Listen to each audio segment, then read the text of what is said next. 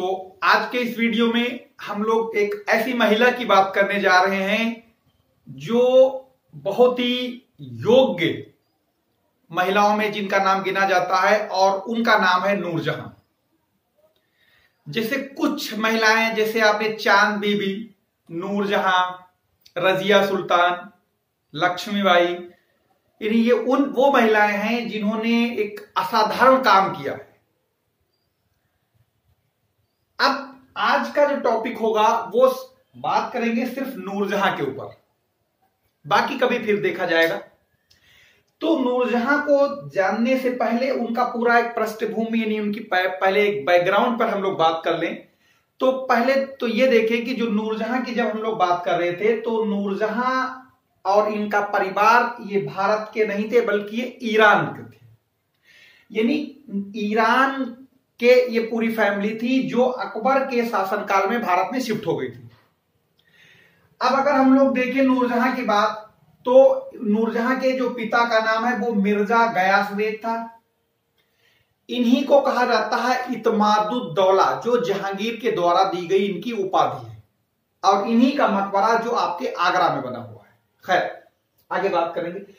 तो अगर हम लोग जहां मिर्जा गयास बेग की बात करें तो मिर्जा गयास बेग की एक उनका लड़का जिनको कहते थे आसफ खां, और एक उनकी लड़की यानी जिसे हम लोग कहते थे नूरजहां। और नूरजहां की जो मां का नाम था वो था असमत बेगम।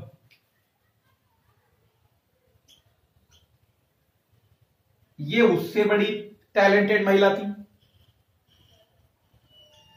इन्होंने ही, असमत बेगम ने ही गुलाब के फूलों से इत्र निकालने की तकनीकी खोजी। खैर, तो इसका मतलब जब बेटी इतनी होशियार तो मां क्यों ना होंगी। खैर आगे आप देखेंगे जो नूरजहां का असली नाम मेहरुन्निसा, और इन्हीं जो ये इत्मादुद्दौला की लड़की नूरजहां, और इन्हीं का इत्मादुद्दौला का लड़का आसफ खां। तो इसका मतलब अगर हम लोग रीजनिंग के हिसाब से देखें तो ये पैरेलल रिश्ता है, भाई बहन हुए। तो ये हो गए आपके नूरजहां और आसफ खां में, इन्हीं भाई बहन का रिलेशन दोनों में। आगे देखिए इनका असली नाम मेहरुन्निसा।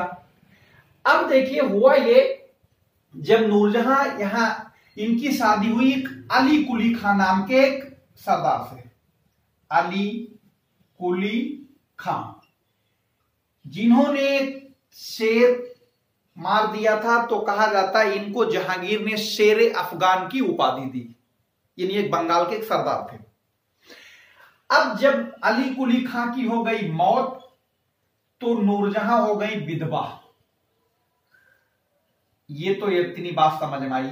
नूरजहां जब विधवा हो गई, इससे पहले अब क्या हुआ ये कि जब इससे पहले हम लोग देख रहे होंगे जब अकबर की डेथ हुई और जहांगीर शासक बना। जब अकबर की डेथ हुई तो एक अकबर की वाइफ थी जिनका नाम था सलीमा बेगम, और ये वो सलीमा बेगम हैं जिनकी शादी इससे पहले हुई थी बैरम खां से, यानी बैरम खां के मरने के बाद सलीमा बेगम हो गई विधवा। इस बाद में इन्हीं सलीमा बेगम से अकबर ने शादी कर ली। अब तो इसका मतलब जब एक बार बैरम खां मरे तब ये विधवा हुई, दूसरी बात अकबर ने इनसे शादी करी जब अकबर की डेथ हो गई 1605 में, तो एक बार फिर से विधवा हो गई। लेकिन अब ये क्या थी, रानी थी। तो ये सलीमा बेगम की दासी के तौर पे नूरजहां को नियुक्त कर दिया गया ताकि सलीमा बेगम की देखरेख करें, यानी जिसे हम लोग कनीज, दासी या नौकर कह सकते हैं या नौकरानी कह सकते हैं। अब ये एक, यानी इसका मतलब कह सकते हैं एक विधवा की सेवा कर रही है। अब हुआ ये आखिर की एक नूरजहां की जो थी, अब इनका जो भाई की हम लोग जो बात कर रहे थे तो आसफ खां, इन्हीं आसफ खां की एक लड़की थी जिसे हम लोग जानते मुमताज के नाम से, और इन्हीं मुमताज का जो असली नाम था तो वो नाम था अर्जुमंद बानो बेगम। तो इसका मतलब जिन्हीं के लिए ताजमहल बना है तो इनका असली नाम ये था। खैर, अब ताजमहल इन्हीं की याद में बना है, सबको पता होगा। अब उसके बाद देखो यहां पर तो ये थोड़ी देर के लिए इस सिस्टम को हम लोग रोकते हैं। अब चलते हैं इधर।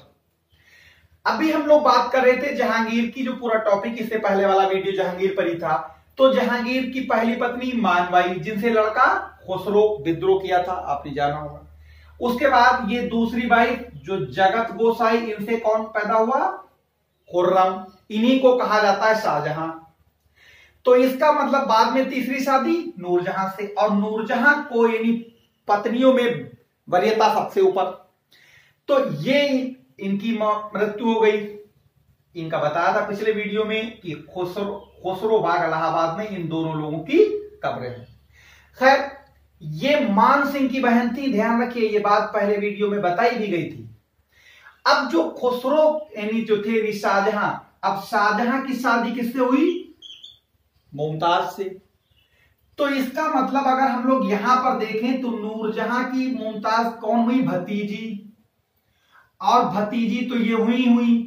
दूसरी बात, शाहजहां के मुमताज कौन थे? वो शाहजहां के नूरजहां, वो नूरजहां की शाहजहां कौन थी? ये थी सौतेला लड़का। यानी अगर देखा जाए नूरजहां का ये सौतेला लड़का ही तो हुआ। तो इसका मतलब अगर हम लोग देखें नूरजहां से इनसे डबल रिश्ता, एक तो ये हुई भतीजी, दूसरी हुई बहू। वो सही, सौतेली सही। तो ये रहा इनका जहांगीर का इनसे रिलेशन, इन लोगों से, इस वाले पार्ट से इस वाले पार्ट का रिलेशन।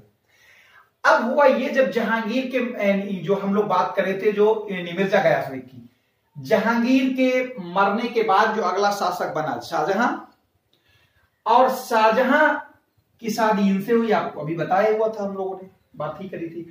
तो अब यहां पर ये कुछ बात ये रही कि जो नूरजहां थी ये बहुत ही असाधारण और योग्य महिला थी। जब नूरजहां और शाहजहां के शुरुआत में रिलेशन ठीक थे, लेकिन 1620 के आते आते नूरजहां और शाहजहां के बीच में दरार पड़ना शुरू हो गई, क्योंकि नूरजहां को यह लगता था कि शाहजहां के शासक बनते ही हमारी दरबार में नहीं चलने वाली है।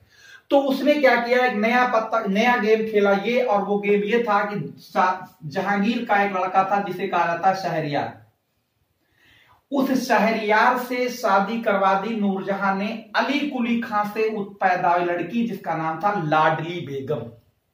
यानी लाडली बेगम जो नूरजहां की औलाद थी, यानी अली कुली खां से पैदा लड़की, उसकी शादी करा दी जहांगीर के लड़के शहरयार से। ये अल्प आयु का था उस टाइम। वो इसलिए करवा दी क्योंकि ये इसकी सगी लड़की है, तो ये क्या हो जाएगा, इसकी शासन पर पकड़ बनी रहे। लेकिन ये शाहजहां को पहले से ही इस बात का अंदाजा लग गया कि नूरजहां उनके साथ हो सकती, मतलब गड़बड़ कर सकती हैं। तो उन्होंने अपने ससुर यानी कौन से, आसफ खां, और ये बहुत रसूख वाले आदमी थे मुगल दरबार में, तो इनकी सहायता से नूरजहां यानी सत्ता हथियाई, यानी शासक बने, और नूरजहां को 2 लाख वार्षिक पेंशन पर लाहौर भेज दिया। नूरजहां का काम खत्म। और ये इनके जो ससुर थे, इनको और महाबत खान जो बहुत ही विश्वसनीय आदमी था, इन दोनों लोगों को 7-7 हजार का मनसब प्रदान किया, और इनको चाचा की उपाधि भी दी अपने ससुर को, आसफ खान को। अब देखो, जब ये तो जो आप उसके बाद हम लोग एक चीज बच गई थी, नूरजहां कहां चली गई? लाहौर। अब ध्यान रखना, कभी कभी पूछा जाता है कि भारत में किस मुगल सम्राट का मकबरा भारत से बाहर है, तो 3 लोगों का ध्यान रखना। लाहौर में है जहांगीर का, बहादुर शाह जफर का है बहादुर शाह जफर जिनकी कब्र है रंगून में, और तीसरे जो है बाबर, जो पहले मुगल शासक थे, इनकी कब्र है काबुल में। तो 3 लोगों को छोड़कर सारे मुगलों की कब्र भारत में ही है। खैर, एक बात ये हुई। दूसरी बात, जो मिर्जा गयास बेग है, ये बहुत ही असाधारण, यानी ये पूरी फैमिली ही बहुत असाधारण योग्यता से थी। अब मिर्जा गयास बेग, जिन्हें जहांगीर ने इत्मादुद्दौला की उपाधि दी थी, इन्होंने ही हुमायूं के मकबरे का आर्किटेक्ट है ये, यानी हुमायूं के मकबरे का आर्किटेक्ट मिर्जा गयास बेग, ताजमहल के आर्किटेक्ट उस्ताद ईसा खां। खैर, अब ये जो यही मिर्जा गयास बेग हैं, ये भारत, इनका मकबरा खुद का बना हुआ है आगरा में, यमुना नदी के किनारे। और ये कहा जाता है कि ताजमहल के बाद सबसे खूबसूरत इमारत बताई जाती है। खैर, कहा जाता है, लेकिन ताजमहल के तो बराबर कोई नहीं है। खैर, उसके बाद अगर हम लोग एक और बात आगे बढ़ाई गई थी, तो वो ये रह गई थी कि जो आपका हुमायूं का मकबरा है, जिसके भी हम लोगों ने बात करी थी, जो जिसके आर्किटेक्ट ये है, तो वो भारत में बनी पहली संगमरमर की इमारत माना जाता है। और इसी हुमायूं के मकबरे में सबसे ज्यादा मुगल शासकों की कब्रें हैं, जो दिल्ली में है, विश्व धरोहर सूची में भी शामिल है हुमायूं का मकबरा। अब हम लोग बात एक लास्ट टाइम ये रह गई थी हुमायूं जहांगीर के बारे में। जहांगीर के जमाने में यानी जो चित्रकला है वो जहांगीर के जमाने में अपने चरम पे थी, यानी चित्रकला का सबसे ज्यादा जो डेवलप हुआ वो जहांगीर के शासनकाल में हुआ। लेकिन अगर ये पूछे चित्रकला की शुरुआत किसने की तो हुमायूं ने की थी। और जहांगीर के जमाने में बहुत बड़े बड़े चित्रकार हुए जिनके कुछ नाम अभी हम लोग बात भी करेंगे। और यहां तक कि कहा जाता है तुझ के जहांगीरी जो उनकी ऑटोबायोग्राफी है उसमें एक लिखा हुआ है कि जहांगीर का कथन था कि अगर कोई चित्र को जहांगीर किसी भी चित्र को देखकर उसके बनाने वाले का नाम बता देता था। यह बड़ा असाधारण बात है। खैर, तो जहांगीर के दरबार में दो बड़े बड़े नामी ग्रामी चित्रकार हैं जिन पर क्वेश्चन खूब पूछा गया है। एक मंसूर, जो कहा जाता है पक्षियों की चित्रकारी में बड़ा महारत हासिल थी जिन्हें, इनको उन्होंने नादिर उल उस्र की उपाधि दी। और दूसरे थे अबुल हसन, जिन्हें कहा जाता, जिनकी उपाधि थी नादिर उज जमा, यानी अबुल हसन की नादिर उज जमा और मंसूर की नादिर उस्र की उपाधि थी। ये बड़ा पूछी जाती, ध्यान रखिए ये उपाधियों को। और ये मकबरे की बात कर ही ली थी। और जहांगीर के जमाने में चित्रकारी का एक गोल्डन पीरियड कहा जाता है चित्रकारी का, जैसे शाहजहां के पीरियड को कहते हैं बिल्डर ऑफ मुगल एम्पायर, इमारतों का युग शाहजहां के जमाने में कहा जाता है।